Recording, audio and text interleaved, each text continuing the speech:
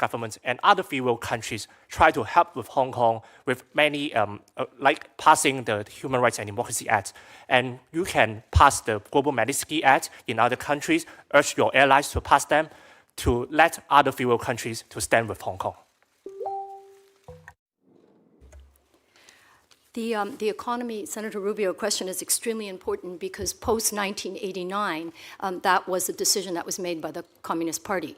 We're going to go forth back into market and economic reforms, but absolutely no political reforms.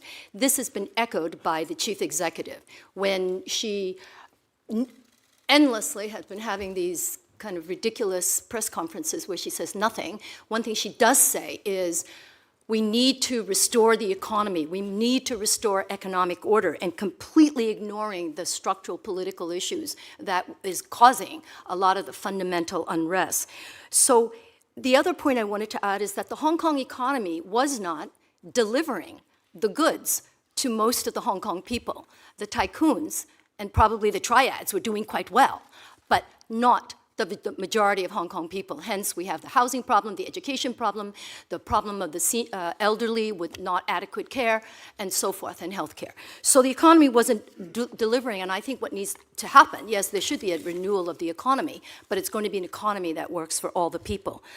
If I could pick up quickly on Sunny's reference to autonomy. Autonomy, what it means for the Communist Party is we only need to look at the so-called autonomous regions in Tibet and Xinjiang. What autonomy means is no cultural, no language, no history, no right to believe or practice your faith under the Sinicization of religion, which is an oxymoron. And their understanding of autonomy even extends to past this life. As you know, the party is trying to now control reincarnation. So they're also trying to impose a notion of Chineseness. What kind of Chineseness? Well, Xi Jinping's notion of Chineseness under the Chinese dream and what is Chinese. But Hong Kongers are quite complex as a history and language and culture, and I think Hong Kongers are going and are negotiating what it means to be a Hong Konger, whether it includes being a Chinese. Does it mean that? And I think that's what it means to be free, the right to decide and determine in this complex way, what does it mean to be who we are? And that is absolutely antithetical to the DNA of the Communist Party and its notion of autonomy, because it doesn't exist. Thank you. The rule of patriots in Hong Kong basically means that there is no substantive high degree of autonomy. Basically, under Xi Jinping, a democratic centralism is practiced. They may solicit input from the Hong Kong government, but once Beijing makes a decision, the SAR government has to implement it. Building on Dr. Holmes' comments here, national identity is now a national security issue for the Communist Party in Hong Kong. And they believe that one of the major problems, this goes back to 2007, when Hu Jintao told the Hong Kong government on the 10th anniversary that the SAR government had to create a new generation of Hong Kongers who loved one country, two systems, who loved China. That the recovery of Hong Kong would not be complete until Hong Kongers identified with China, with communist China. This also touches on Xi Jinping's Chinese communist identity politics, which is attempting to rehabilitate the spoiled image of the Communist Party and the spoiled image of being a communist. This is why we start seeing laws protecting the national anthem, martyrs and so forth like this. And so in Hong Kong, which has always been historically anti-communist to a large degree, there is this effort related to the extradition campaign to eradicate so-called anti-communist sentiment and anti-communist forces. With regards to autonomy, because the Belt and Road Initiative and the Greater Bay Area initiatives are key to China's development program right now, and because the central government believes that the major impediment to Hong Kong signing on and strongly supporting these programs has been the two systems, has been its democracy, has been its freedoms. It is now looking to restrict those in order to force the SAR government to support these programs. So once again, in closing, I would say there is no substantive autonomy. Thank you. Thank you, and Mr. Swazi. Well, thank you, Mr. Chairman, and Chairman Rubio for holding this hearing. We appreciate you bringing this together. Thank you, Chairman, Representative Smith, Ranking Member Smith, for the work that you've done on this issue for so many years. Thank you to the witnesses. We are so grateful to all of you for the information you've given us here today and for shining a light on this. I know we sit here in this chamber. It's very calm, it's very safe, it's very sterile, and you're bringing to life what's going on in real people's lives right now. When you talk about a 12-year-old being arrested, when we hear the idea that someone gets pepper spray sprayed into their wound, when we hear about people's heads being smashed into the concrete and getting concussions, and we hear about the rubber bullets and the tear gas and everything else, and people living in fear on a regular basis for standing up, for speaking their minds. Here in the United States of America, we've believed since Nixon went to China, that the more that China was exposed to our way of life in the United States and to the West, that they would become more like us. We always thought they'd become, if they saw capitalism, they saw democracy, sooner or later they'd become more and more like us. And we now know that that's not at all the case. Whether the hearings we've held about the Uyghurs, or the hearings about Tibet, or now about Hong Kong, we know that they're pulling, we talk about Hong Kong as being one country, two systems. It's really one world with two models, and they're meeting each other in Hong Kong right now. And the question is which model is going to win? Is it going to be the model that we promote here in the United States with the rule of law and with freedom of expression and with democracy, or is it going to be authoritarianism and the powerful forces of the government doing whatever they want, whatever way they want? They're meeting right there, and you're right in the middle of that challenge right now, so we're so grateful to all of you. So I'm concerned about the timing of things right now. We're pushing to get this bill passed here in the Congress, but right now we've got, I think you talked about it, Joshua, the National Day in China is coming up on October 1st. And I'm concerned about what mainland China's actions are going to be in relation to that, and whether there'll be more violence will result as they try to flex their authority. And I'd like to hear each of you talk about that. And the second thing I'm concerned about are the local elections coming up in November. And I want to hear from you about whether you believe that there's an opportunity here for the people of Hong Kong to express themselves, or is the mainland trying to subvert that by not permitting certain candidates to run and not giving them permission to run, which is a foreign idea to us here in the United States of America, but so important to all of you. And the third timing is let's say a magic wand was all of a sudden waved, and mainland China said, we're going to support the idea of there being elections in the future in Hong Kong for the leader. Instead of Carrie Lam being appointed, it'd be an election by the people. That couldn't happen right away. It would take some time. I'd like to hear what you think about the timing. So let's try and keep it brief. I know I talked a lot myself and used up a lot of time. But please just, October 1st, Election Day, and how impactful that can be, and what the timing would be if they were to agree as one of the 5 demands that there would be universal suffrage. So Joshua, you go first, please. Apart from troops were already moved to the border a few weeks ago, that's the tactics for Beijing authorities to generate the chilling effect. We're strongly aware on how Carrie Lam, the leader of Hong Kong, openly declared that she is considering to impose emergency ordinance in Hong Kong to stop the protests. Emergency ordinance is the colonial era law, similar as martial law. It authorized the power for Chief Executive of Hong Kong to shut down the internet, cut the public transport, and even cut the air traffic. We all know that political crisis must solve by political system reform. That's the reason we urge Beijing not to handpick the leader. Please let us enjoy the right of free election. But they just conduct and consider to use this kind of martial law before or after the Chinese National Day. I think that's the reason not only people defense on human rights must care about, even businessmen that focus on and enjoying economic freedom and open business environment. They should aware on how Hong Kong is not only on the brink of bloodshed, it's also under the threat of those martial law and white terror. So I really hope to have bipartisan support to pass the Hong Kong Human Rights and Democracy Act. After explaining what's happening before after Chinese National Day, the upcoming District Council elections scheduled on 24th of November, with the track record of how Beijing unseat democratically elected lawmaker, including Nathan Law and Agnes Chow, the one who hoped to run for office on early last year. We strongly expect and aware that Beijing will still keep its hardline policy to Hong Kong and to block or bar youngsters to run for office. As the one who engaged in street activism, I also hope the voice of young generation could be heard inside the institution.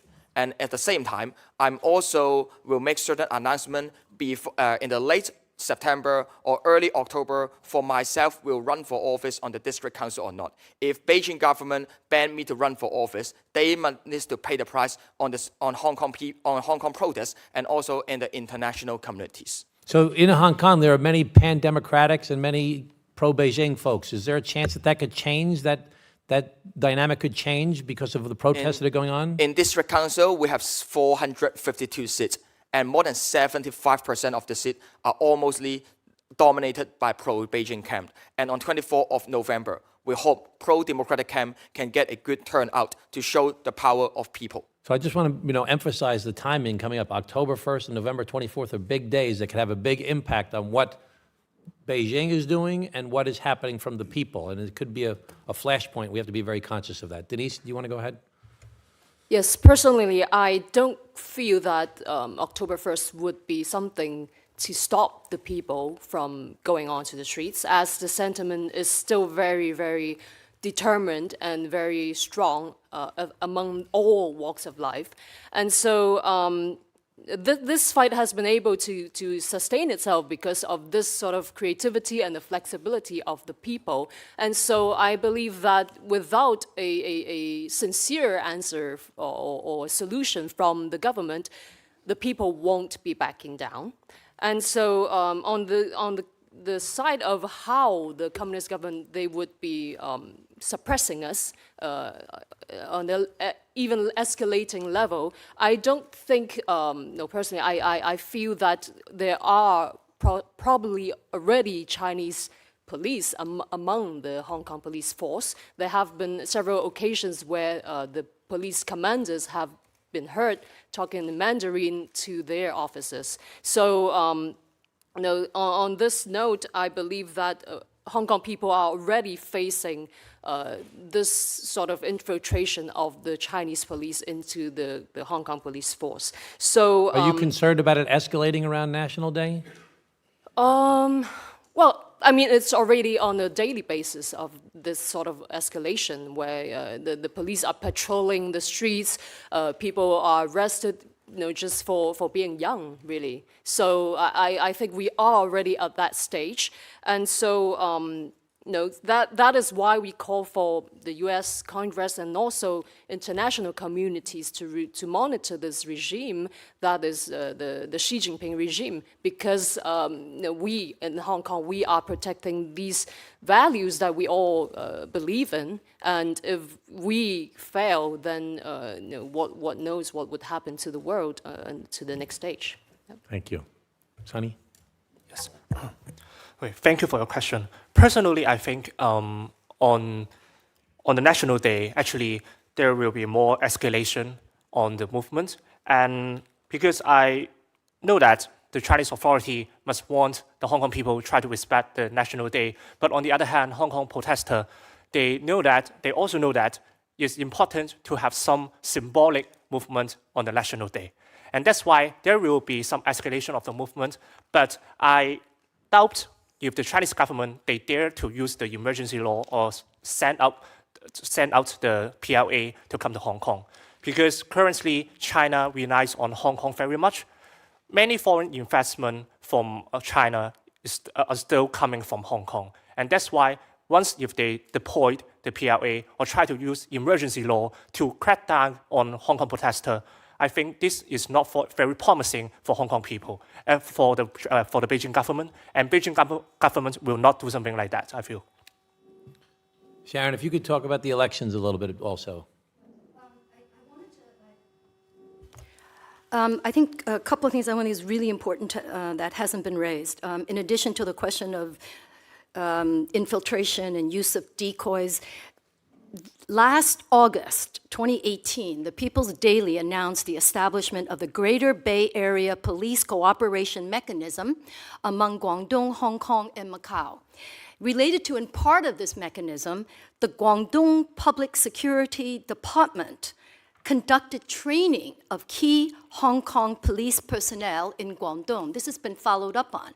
And one of the questions I think is important to press, either through the UN systems, is to raise the question of, really, what kind of training? I am pretty sure that the training did not include international standards on appropriate use of force, and the special procedures of the UN special experts just last week issued a joint statement about concern and also raising these questions of the need to make the police, the Hong Kong police, there are very sophisticated, detailed standards on the use of force, that you're supposed to de-escalate, not escalate, you're supposed to reduce harm, not create harm, and that there is a whole range of police crowd control mechanisms, and they're supposed to choose according to proportionality. So I wanted to just emphasize that.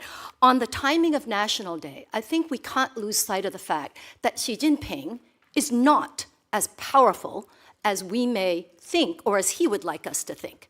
And that it is true that with the consolidation of power, et cetera, and his no-term limit now, both of the key positions, the fact is, what you're getting to see, the tea leaves, if you look a little more closely, is that the party leaders inside are not happy with the way that Xi Jinping has, quote, handled the Hong Kong situation. And how do we know this?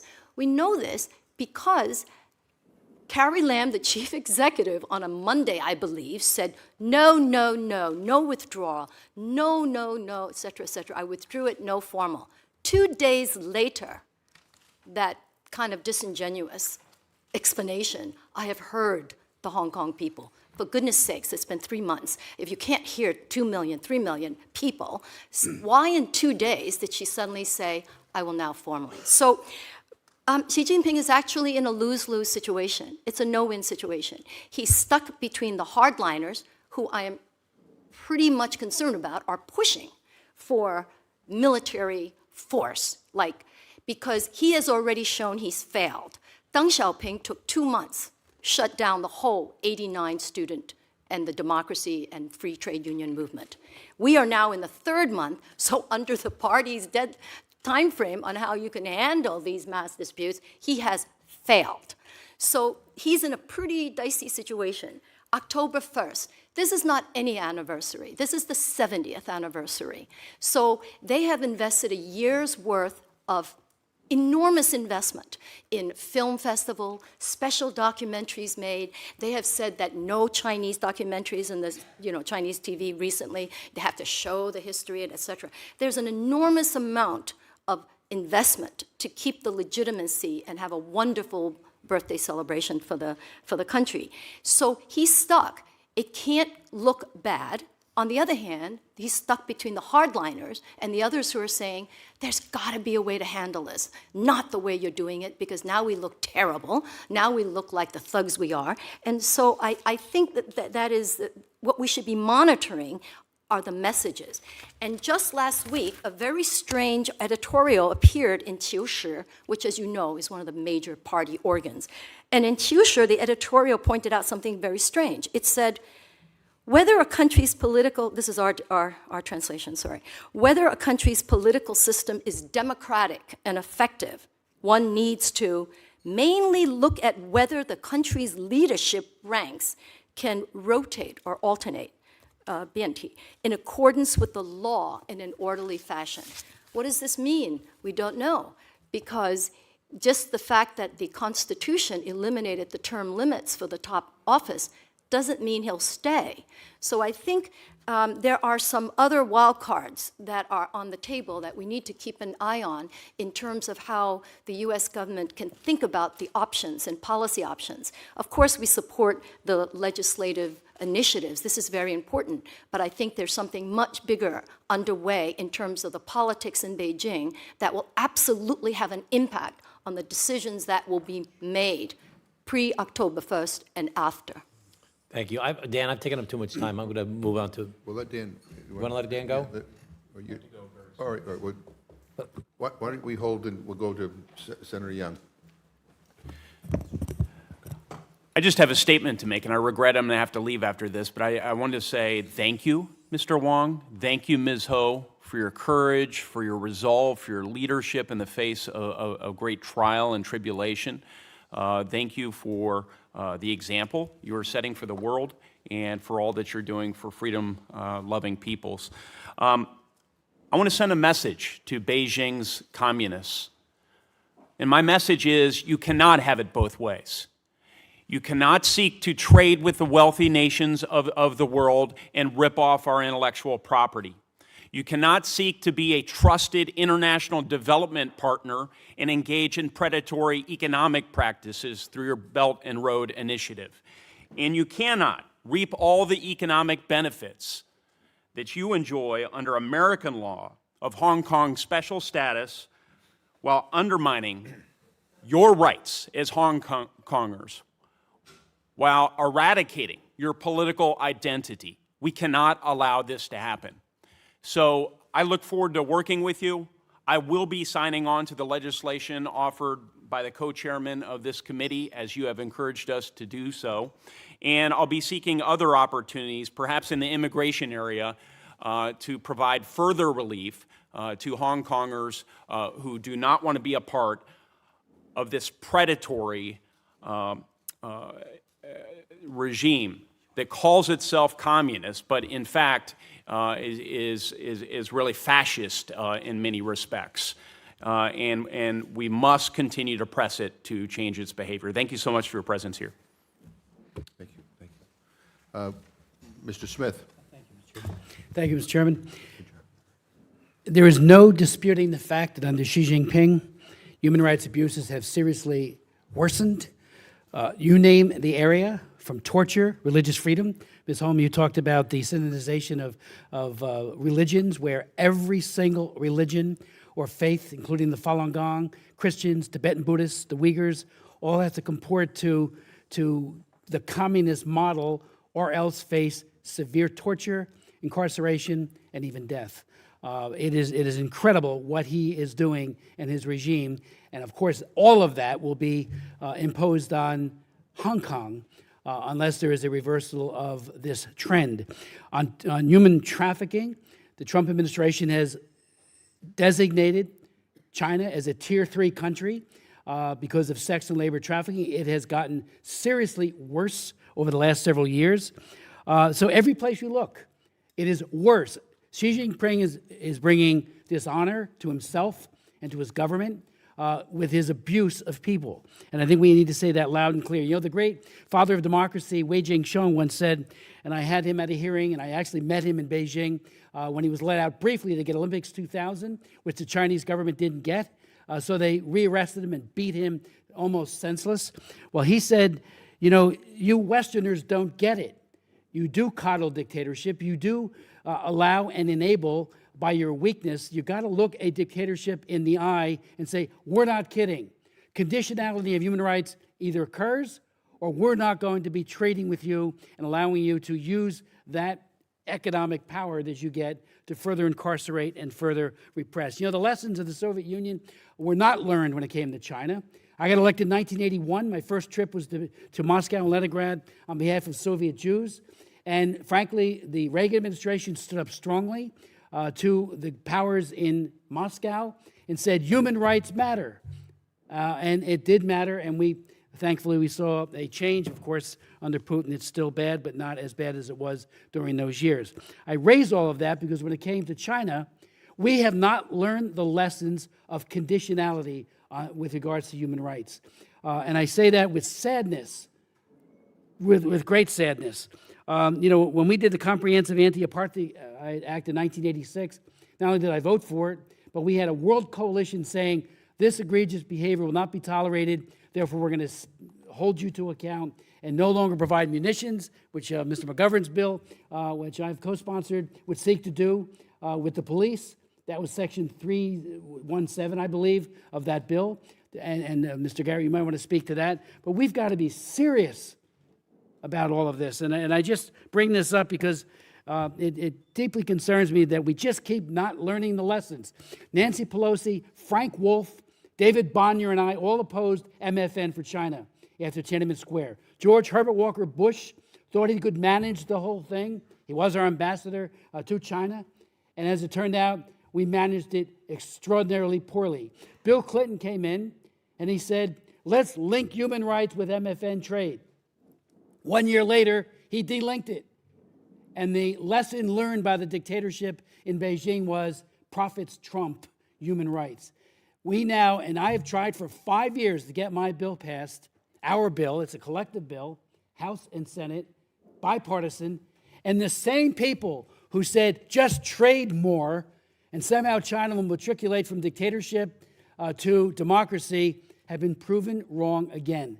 And if it wasn't for the great people of Hong Kong standing up so powerfully at great loss of their liberty, going to prison, being arrested, being harassed, and even killed and tortured, that this Congress needs to wake up and say, finally, at long last, we're going to put conditionality on this. So if you want to speak to that, I would appreciate it. There have been 1,000 arrests since the activities occurred. What is the status of the prosecutions? Joshua, we know your case, but there are many other cases that are in obscurity right now. What is happening to those individuals? And just generally on the police, are the police largely newer recruits who are more ideologically aligned with Beijing, or are they the old hands who have just now become even more repressive than they had been in the past? If you could speak to those things, I would appreciate it. With more than 1,500 Hong Kong were arrested in the past 3 months, more than 200 of them were prosecuted already. I'm among one of them, and we're also aware on some of those activists were already detained inside prison before any trial start. And that's the sugar-coated rule of law and the Hong Kong-style legal system under the pressure of Beijing. I've been arrested and prosecuted with the charges of unauthorized assembly. Even I have the experience to be jailed for around 120 days, but the price I pay is just a small piece of cake. Because lots of our teammates, from my understanding, more than 100 of them face the riot charges, might be locked up in prison for more than 10 years. 5 years ago, during the umbrella movement, we were just arrested by an unlawful assembly, need to face maybe months or 1 to 2 years in jail. But now, youngsters at the age of 15, they should enjoy the summer holiday. They should spend more time in the summer vacation with their friends and family.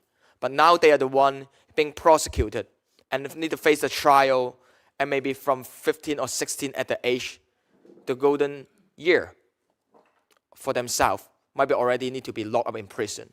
And also we have activist Edward Leung, who fight for Hong Kong's freedom, already being locked up in prison, need to face 6 years in prison.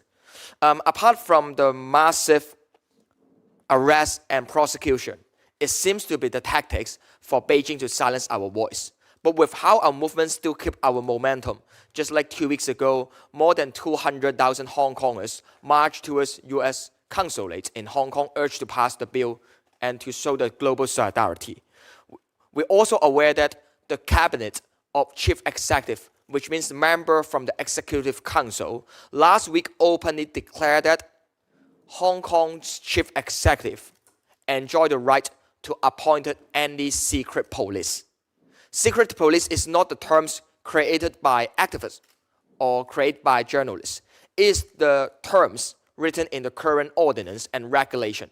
It could authorize the power for Hong Kong chief executive to appoint anyone, no matter they live in Hong Kong, they live in mainland, or they have within any kind of background. They can be appointed to be the Hong Kong police force and continue to use life-threatening force to crack down on our protests. And that's the white terror and why all of us will describe Hong Kong is a police state.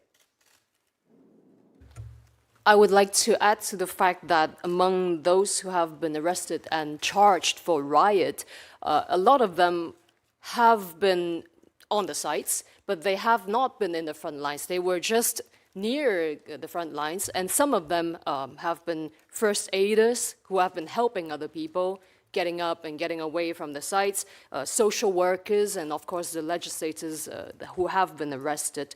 They were not charged for riot, but that is something that is shocking to the Hong Kong people.